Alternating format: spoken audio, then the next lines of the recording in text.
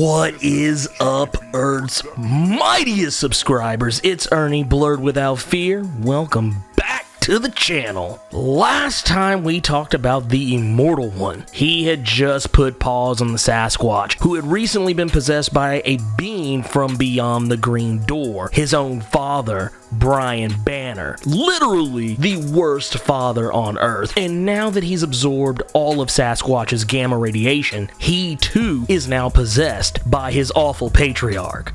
During the course of today's video, we're going to be talking about Immortal Hulk Volume 2, The Green Door, which collects Immortal Hulk issues number 6 through 10. We're going to explore exactly how powerful and how immortal the Immortal Hulk is. And we'll talk about the emergent Green Door and what may be waiting on the other side. But before we get started, it only takes 2 clicks to become one of Earth's mightiest subscribers. Click.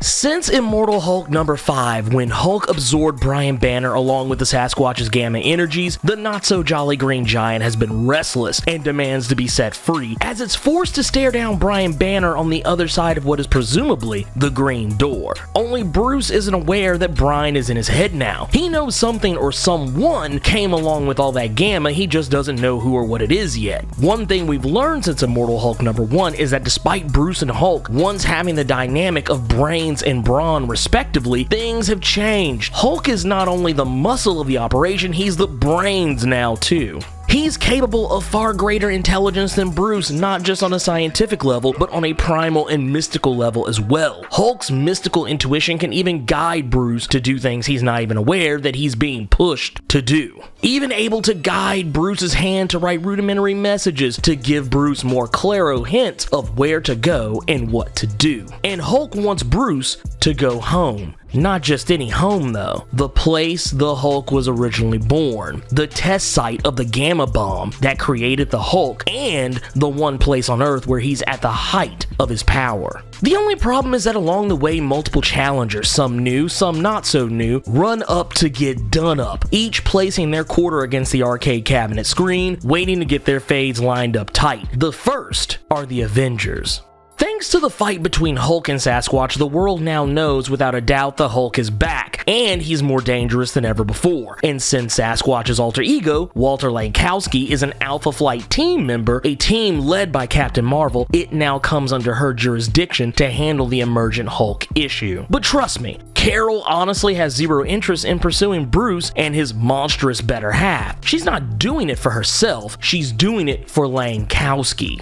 Because there's another faction who wants to take Walter into custody for the murders and destruction he caused while rampaging as a demon-possessed Sasquatch, and give him the most lethal injection ever made. But this faction, led by General Fordian, will exonerate Walter of all charges under one condition, and one condition only: a big green condition: turning in the Hulk to government custody. But she knows good and hell well that Alpha Flight is no match for an Immortal Hulk. Even if Lankowski could still transform, Hulk would be too much for him. So she gets the only team she knows who can hang with a Hulk: the Avengers. Carol doesn't want to fight the Hulk. No one does. He's a friend, a teammate, family. But things change. All of the goodwill Bruce has earned himself as Hulk throughout the years has finally run out. Not to mention Jennifer Walters, who's become a Hulk in her own right, is even more angry than anyone else because of all the pain she was caused by Bruce roping Hawkeye into helping Bruce commit suicide. And now that he's back from the dead and his better half being more dangerous than ever, it's time to put Bruce and the Hulk in check before another city gets leveled. Speaking of, you know a fight is about to go down because comic books, so Bruce lets them know he can't be stopped. They pulled up on Bruce at the wrong time. Nighttime. Hulk's time. If they wanted to get him, they should have used vampire logic and went into the castle at 9 AM. But the Avengers don't want to kill Banner. They want to kill the Hulk. But that's the problem. In a line reminiscent of the first Avengers movie, that's Banner's secret. He's already dead. So now the question: How powerful is the Immortal Hulk? Well, very. He's capable of rinsing Thor better than he ever was before, even going as far as being able to give Thor a concussion. His new strength even frightens the son of Odin. Remember the first time Vegeta saw Broly? Yeah, same thing here. Thor immediately can tell that Hulk is not the Hulk we once knew. He's primal, he's mystical. Remember, Immortal Hulk can now see into the hearts of any being he lays eyes on, something he uses to great effect against his own cousin, Jennifer Walters, using her insecurities and fears against her. The notion that one day, just as she lost control and became more like Bruce's Hulk, one day she'll slip even further and become more like Bruce's current and more monstrous Immortal Hulk. Not only is he more powerful, but now his verbal jousting is the stuff of WWE Attitude Era legend.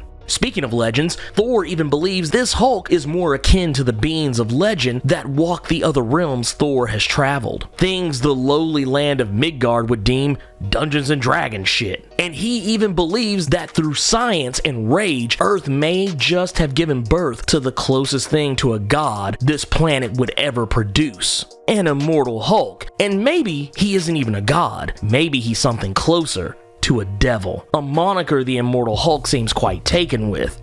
Devil Hulk. Though not to be confused with the Devil Hulk that first appeared in the Incredible Hulk Volume 2 number 13 back in the year 2000, but it sounds cool. But anyways, Devil Hulk is also quite taken with the idea of ripping Tony's Hulkbuster armor to shreds with Tony still inside of it, something that forces Tony's hand to activate Project Helios, a dangerous satellite weapon capable of firing a laser laced with UV radiation, essentially a sun cannon, a blast that levels the town they were fighting in and much to Captain America's chagrin effectively kills Banner and the Immortal Hulk. Only T'Challa knows better. He knows that without these lamps consistently raining down artificial sunlight, Hulk would already be back up and ready to continue fighting, a fight the Avengers would not survive. So now the question is, just how immortal is the Immortal Hulk? He's so immortal that despite being Shinku Hadouken to a crispy skeleton, being handed over to General Fordian's shadow base for Quotey Fingers test, and then later chopped up and dissected with an adamantium scalpel on a $7 million hydraulic arm into multiple pieces trapped in giant jars, he's still very much alive. Even with his head no longer attached to his body, or his heart being in his chest, the Hulk still lives.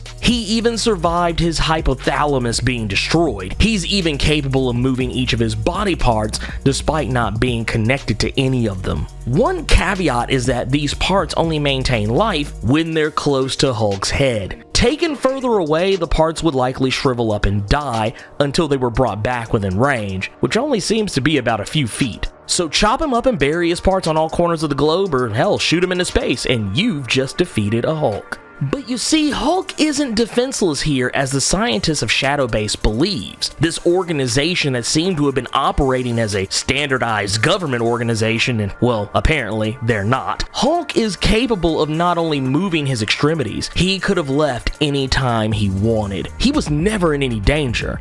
He allowed them to test him because Hulk wanted to know just how much he was capable of taking, just how much he can do. Because if the scientists can figure it out, so too can the Hulk. And now he knows after their test, he's still strong enough in his current state to generate enough force with just the snap of his fingers to shatter the jars holding him hostage. And he's even more capable of reforming himself, almost immediately regenerating back to normal, all the while encasing the good doctor, entombing him inside Hulk's body, effectively absorbing him and consuming him. Hulk does just enough damage on Shadowbase to get the attention of Alpha Flight again, who now have been wondering just who they turned Hulk over to anyway. What seemed to be a standard government watchdog agency now seems to be, and most certainly is, a shady AF shadow organization. I mean, their base was literally called Shadowbase for Christ's sakes. And now thanks to Hulk's recent activity, they're now able to track him down once again and hopefully find out why General Fordian wanted Hulk so badly in the first place.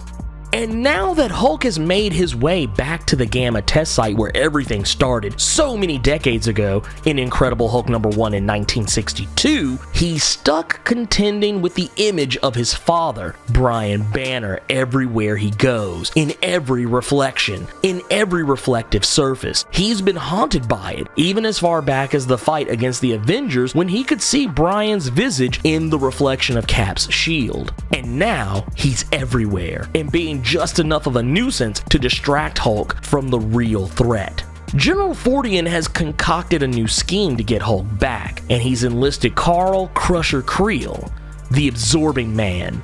Doing time in the raft for a caper he and his wayward wife Titania pulled, is now serving his sentence solo, as Titania is now free thanks to Crusher not being a snitch. So it's not like he's exactly busy. Only problem is, for all his run-ins with the Hulk, he's never beaten him. So what does Fordian have up his sleeve that would make Crusher so useful? Well, it just so happens they have a special cocktail that will essentially turn Creel into a Red Hulk. Already comfortable with the aspect of absorbing things, he can now absorb gamma energy, something useful against a creature who is made of it. And when Creel sneak attacks a distracted Hulk in this new form, every strike Creel makes, every strike Hulk makes, is enough contact to sap Hulk of his gamma energies, withering whatever body part makes contact with Creel's skin. Even contact with Creel's ball and chain is enough to absorb Banner's gamma radiation, causing even more withering of Hulk's body, to the point he begins to look like an emaciated Hulk skeleton. Ever see Christian Bale in The Machinist? Think of a Hulk version of that. There's one problem though. This was exactly what Brian Banner wanted, to get Hulk back to the one place where not only Hulk is more powerful, but the fabric of reality is much thinner, thanks to all of the excess gamma energy. Something that makes the Green Door more readily accessible. When Hulk was created during that fateful gamma explosion back in the 60s, well, at least when we're talking publication-wise, the Green Door was first opened, but only a little bit. It's more like it was cracked open. Brian Banner wants it opened all the way. Because it wasn't really Brian Banner, it was the One Below All, a demonic entity who may be the greatest and most powerful devil in all the universe, even by Mephisto's calculations, who is akin to a god of rage, wrath, sin, and destruction. Not only that, but the One Below All is responsible for all of the gamma-based heroes and villains in the Marvel Universe. And now that the One Below All has taken over Crusher Creel's body, Crusher's genetic makeup and powers are now something the One Below All desperately wants to make use of, ripping Creel's red hulked out body in half and looking more like a creature from John Carpenter's The Thing, begging forgiveness because this was never part of Creel's plan. He had a bad feeling about this all along and didn't even want to go through with it, but was kind of coerced into it. Hulk tries to absorb the gamma energy back from Creel, essentially causing their fight to hit a stalemate as they vie for gamma radiation supremacy. But when Puck and Lankowski show up, blasting Hulk with a more portable version of the Helios's UV radiated sun laser, it distracts Hulk long enough that Creel is able to absorb all of the gamma energy surrounding them, because there's still a crap load of gamma residing in all of the soil around them, thanks to the bomb that created the Hulk. And it's just enough to set off a massive gamma radiation explosion, opening the Green Door fully and transporting everyone present to the other side. A place so dangerous and terrifying, even the Immortal Hulk seems scared. Welcome to hell. And that's where we're going to leave it right here. The Hulk, Walter Lankowski, Crusher Creel, Puck, and reporter Jackie McGee have all been taken over to the other side. Bushwhacker as well, if I'm not mistaken. And with Hulk and company now trapped on the other side of the Green Door and his body completely withered, he's now prime pickings for the One Below All. But anyways, I really enjoyed this story, and I think it answers a lot of questions. It poses a lot of questions as well. I did really enjoy it. And honestly, Al Ewing has been doing an amazing job in Immortal Hulk. He has revolutionized this character and made him something that is probably one of the best reinventions of a character that I've seen in recent memory. But anyways, let me know what you think about Immortal Hulk Volume 2, The Green Door. Sound off in the comments. If you enjoyed this video, Hulk smash that like button. And if you want to see more awesome videos like this one, make sure you click subscribe so you can become one of Earth's mightiest subscribers and tap that bell so you know when I post up. And if you want to become one of Earth's mightiest patrons as well, swing on over by patreon.com/blerdwithoutfear. And if you chuck in a buck, you can get some exclusive content. And if you don't want to become one of Earth's mightiest patrons, that's fine too. Hey, all I ask is that you like this video and share it with your friends. And who knows, maybe they'll become some of Earth's mightiest subscribers too. Anyways, thank you for taking the time to watch this video, and while you're here, go ahead and check out some of these other videos I got floating around here. But until next time, Plus Ultra!